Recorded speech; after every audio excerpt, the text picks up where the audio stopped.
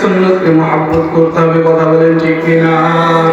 তিনার সুন্নতকে যারা মহব্বত করবে না, তিনাকে যারা অনুসরণ করবে না, তিনাকে যারা অনুসরণ করবে না, তারা যদি এসে দাবি করে আমি নবীকে ভালোবাসি, আমি নবীকে মহব্বত করি, অথচ তার ভিতরে নবীর কোনো সুন্নত নাই, নবীর কোনো অনুসরণ নাই, তাহলে সেটা বুঝতে হবে যে মুসলমান নামের মুনাফিক, কথা বলেন ঠিক কিনা?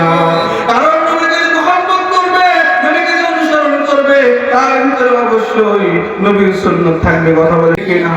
আমার নবী মুহাম্মদুর রাসূলুল্লাহ সাল্লাল্লাহু আলাইহি ওয়াসাল্লাম তিনি কোনো সাধারণ মানুষ নয়, তিনি কোনো সাধারণ মানুষ নয়। আবার আল্লাহ রাব্বুল আলামিন কোরআনের ভিতরে জানিয়ে দিয়েছেন আমার সাল্লাল্লাহু ইল্লা রাহমাতাল লিল আলামিন, ওমা আরসালনাকা ইল্লা রাহমাতাল লিল আলামিন।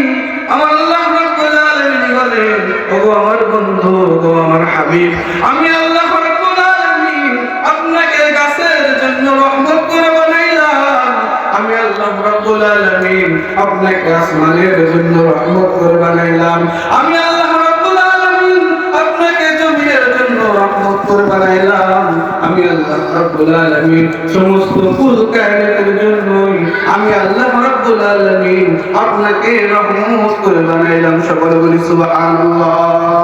তাহলে নবী করিম সাল্লাল্লাহু আলাইহি ওয়াসাল্লাম হলে আমাদের জন্য রহমত, কথা বলেন ঠিক কিনা?